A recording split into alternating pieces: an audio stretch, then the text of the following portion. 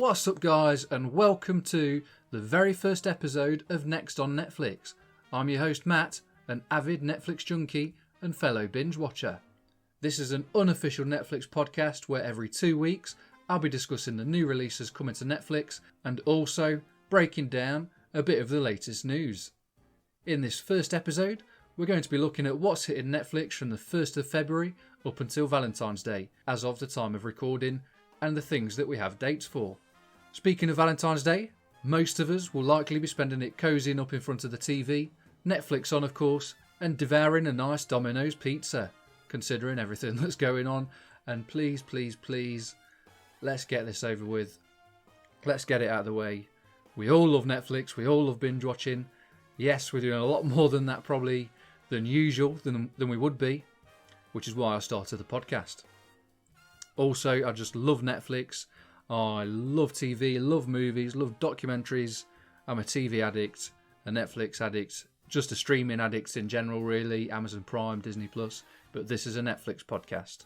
I hope everyone who's listening is doing okay and enjoys the episode. And if you do have any feedback after the episode, I'll drop my social links and stuff at the end, so you can let me know there. And of course, any questions, even if you'd like to get involved, let me know. Anyway, enough chit chat. Let's check out what is next on Netflix.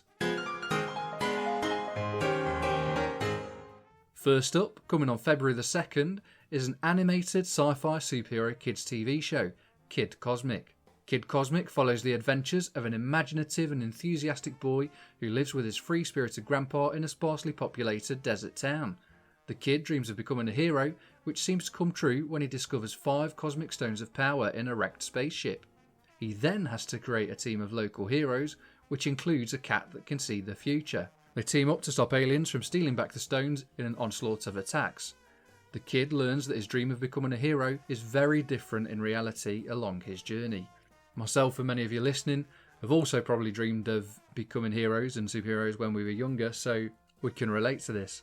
It's stated as an action comedy and sci-fi series, and the series actually comes to us from the Emmy-winning creator of the Powerpuff Girls, Foster's Home for Imaginary Friends, and Wander Over Yonder, Craig McCracken. This is also the first of his creations to have a serialised format, and his first return to the superhero genre since the Powerpuff Girls.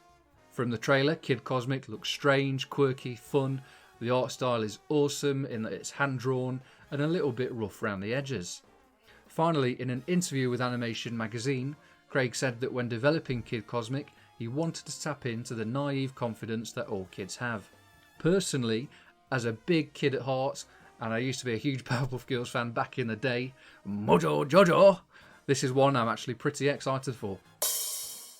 Coming on the 3rd of February is the Polish thriller All My Friends Are Dead.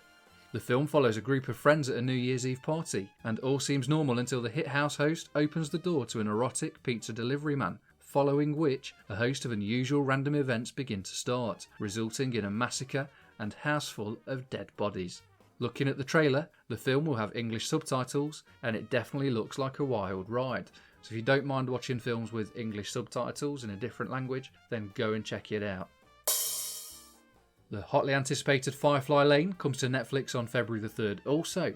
This is based, as many of you may know, on the New York Times best-selling book by Kristen Hanna.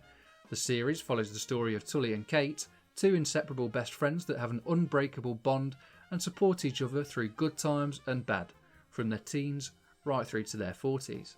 It stars Katherine Heigl and Scrub star Sarah Chalke respectively as the adult versions of Tully and Kate.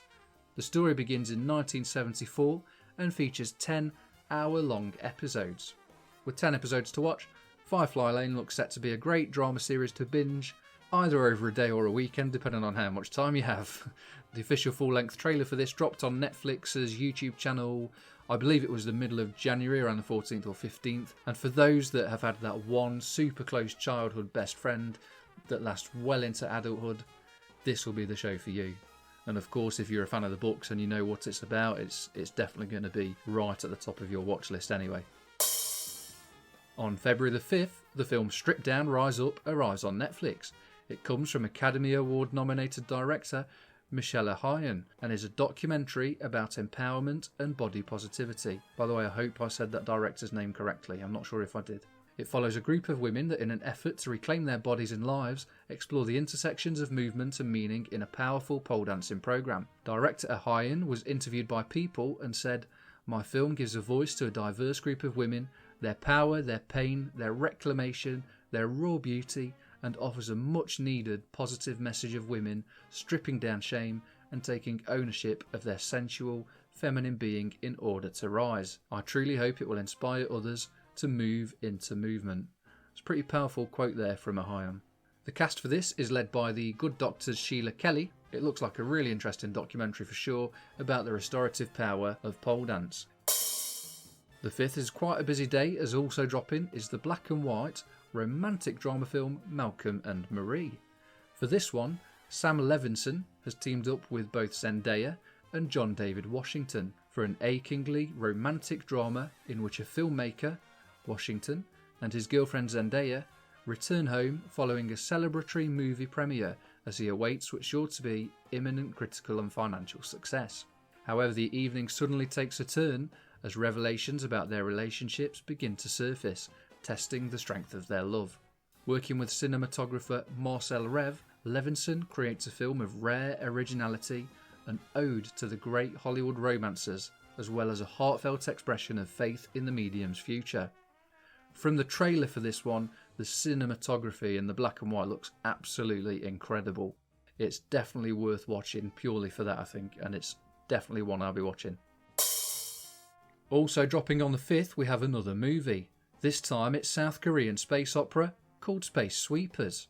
Set in 2092, it follows Spaceship Victory and its crew as they discover a young girl from a crashed space shuttle in a space debris chase. They then go on to realise that she's a human-like robot that is actually wanted by space guards. If you're a fan of most things sci-fi, and I have to confess that I am, and again that you don't mind watching with English subtitles, this is definitely one to check out. It looks absolutely awesome from the trailer and is top of my list to watch because, again, I'm speaking with a big bias as a massive sci-fi geek. Korean productions on Netflix also continue to improve and go from strength to strength, and this definitely looks to continue the trend. Phew, okay, after all of those new releases on the 5th, we've got a few days to breathe. Next up is Crime Scene, The Vanishing at the Cecil Hotel. This hits Netflix on the 10th. It's the first season of a new documentary series that deconstructs the mythology and mystery surrounding infamous locations in contemporary crime. It comes from director Joe Berlinger, who was behind Paradise Lost and Conversations with a Killer, the Ted Bundy tapes. The first series looks at Cecil Hotel based in downtown LA, which has been linked to its fair share of notorious activity over the years, from untimely deaths to housing multiple serial killers. The specific case that comes under the lens in this first series is that of Eliza Lamb, a 21-year-old Canadian student that mysteriously went missing and was found dead while staying at the hotel back in 2013. It's strange and seemingly inexplicable, director Joe Berlinger recently told The Independent. The enigmatic nature of the video is really what drew many people around the world, including me, to become passionate about the case and want to solve its mysteries. If you are into your chilling crime documentaries, then this is an absolute must watch. Also, if you've not seen the trailer yet and you're on the fence about this one, go and check it out. Following this, we have Red Dot, releasing on the 11th. This is a Swedish action thriller, and it follows a couple in their late 20s that have been struggling with their marriage. When the wife becomes pregnant, the couple attempts to rekindle their romance, travelling to the stunning north of Sweden for a ski hike. However, what was meant to be a romantic trip slowly becomes a nightmare as a red laser dot appears in their tent and the couple are forced to flee into the unforgiving, freezing wilderness of the mountains. Again, definitely sounds quite an interesting one, that. Also releasing on the 11th is something more light-hearted. It's a Polish rom-com and it's called Squared Love. The film is about schoolteacher Monica, who maintains a secret double life as a model whilst paying off her father's debts. Then during a modelling shoot, she meets Enzo, a womaniser and journalist who's been forced to appear in the commercial by his boss and lover. This then sees the two models become worst enemies. To be honest, totally honest guys, after watching this trailer, it's going to be one that I'll personally be missing. It doesn't look all that good and the dubbing is absolutely terrible. However, as always, I always say each to their own, and if you enjoy an awful rom-com and poor dubbing, then feel free to check it out. Second to last for these 2 weeks is another rom-com, which many have been waiting for, To All the Boys, Always and Forever, releasing on February the 12th. Always and Forever is going to be the third and final chapter of Lara Jean and Peter's romance. The official synopsis for this one reads as follows. As Lara Jean Covey prepares for the end of high school and the start of adulthood, a pair of life-changing trips lead her to reimagine what life with her family, friends and Peter will look like after graduation. Okay, so during the trailer for this one, if you've not seen it, we see Peter being accepted into Stanford Uni, and at the end it shows that Lara actually doesn't get in.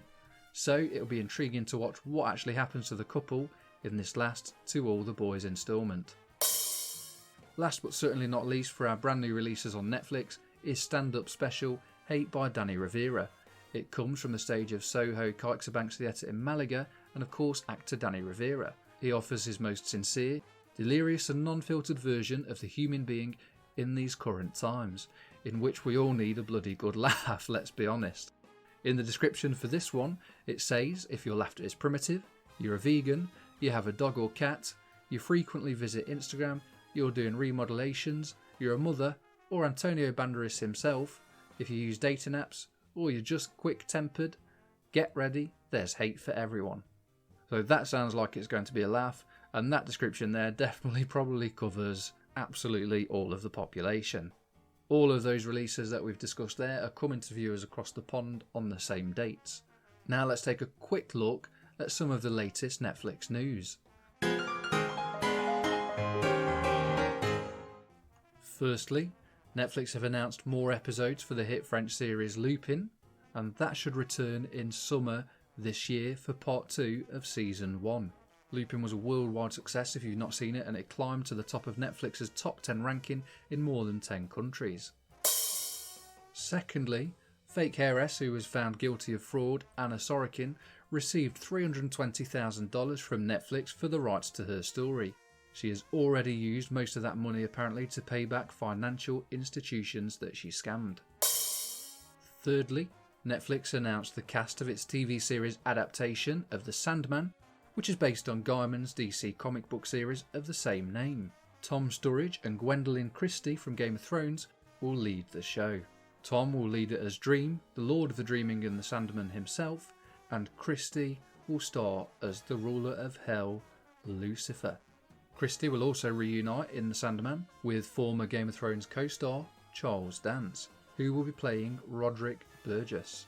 I think there's some very good casting for that one there. Can't wait for The Sandman to drop. Fourthly, and not really surprisingly, Bridgerton was announced as Netflix's most watched original series ever, with 82 million member accounts tuning in. The last record-breaking programme was The Witcher, which amassed 76 million views in its first 28 days after release. And of course, it's already renewed for season 2.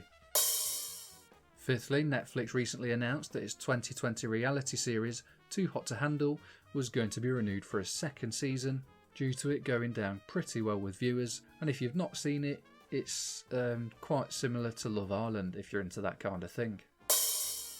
Also, Brooklyn Nine-Nine Season 7 has been given a UK release date. I love Brooklyn Nine-Nine, so I can't wait for this one to hit the streaming service on 26th of March. Also, Skull Island and Tomb Raider universes will be expanding at Netflix with 2 all-new anime series. That was announced on the 27th of January, just a few days ago, as most of this news has been. Okay, so that's about it for some of the most recent news from the last few days, and I just want to finish off with a fun fact. In 1998, Netflix was still in the business of selling as well as renting DVDs. To try and offer consumers something new, co-founder Mark Randolph decided to offer footage of President Bill Clinton's grand jury testimony about his involvement with Monica Lewinsky. But according to the book Netflixed, the duplicating house had a mix-up. Out of the 1,000 customers who ordered Clinton's interview, a few hundred received discs full of hardcore Chinese pornography. That's a mistake you definitely don't want to be making. But they've definitely not paid the price, because look where they are today.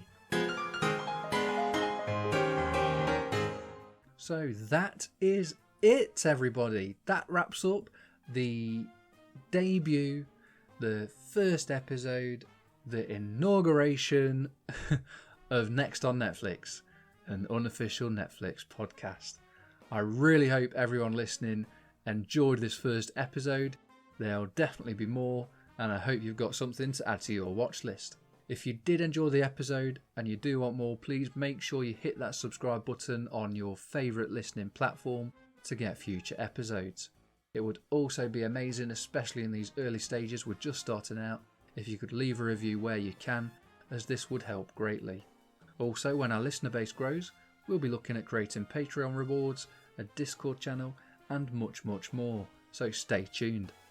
Additionally, I just want to say that I'm going to start out recording these episodes and releasing these every couple of weeks to preview what's coming in the next couple of weeks, and also to recap on some of the latest news, just like we've done today. However, I will be mixing content up. I want to start recording and doing interviews with showrunners, directors, and that sort of thing, and hopefully also do some show reviews as well, top 10 lists, and all of that good fun stuff. If you do have any questions or have an idea for the podcast, or there's something you didn't like, then please do let me know over at nextonnetflixpod@gmail.com. Also, we're currently on Instagram and Twitter at the moment, and possibly will be expanding to other channels, and both of those are Next on Netflix Pod again.